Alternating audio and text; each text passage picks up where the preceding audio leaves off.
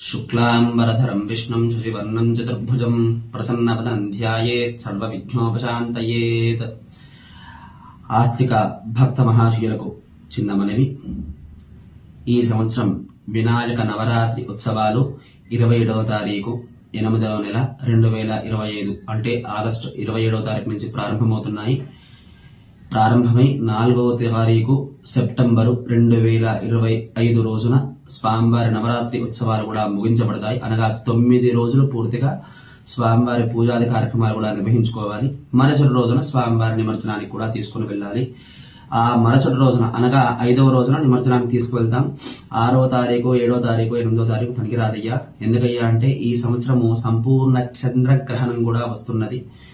అది 7వ తారీఖు 9వ నెల 2025 రోజున సంపూర్ణ చంద్రగ్రహణం కూడా ఉన్నది. దానికి మునుపు గ్రహణ శూల, దాని తర్వాత గ్రహణ వేద, ముందు రోజున గ్రహణ వేద, అలాగే తర్వాత రోజున గ్రహణ శూల అని ఉంటుంది. కాబట్టి ఈ గ్రహణం ఉన్నప్పుడు స్వామివారి నిమజ్జనానికి తీసుకువెళ్ళడం తప్పు.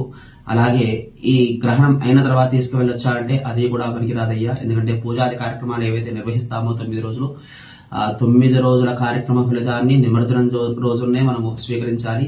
ఆ తర్వాత ఏదైతే ఉద్వాసన చెప్పి ఆ విగ్రహాన్ని తీసుకొని నిమజ్జనం చేస్తామో, చంద్రగ్రహణం తర్వాత చేసే నిమజ్జనాలు ఏవి కూడా సత్ఫలితాన్ని ఇవ్వవు. కాబట్టి దయచేసి అందరూ కూడా గ్రహణానికి మునుపే అనగా 5వ తారీఖు రోజునే ఖచ్చితంగా వినాయకుడు యొక్క నిమజ్జనం చేసుకోవాలి. 9 రోజులు నవరాత్రి ఉత్సవాలు కూడా చేసుకోవాలి. జై బోలో విఘ్నేశ్వర భగవాన్.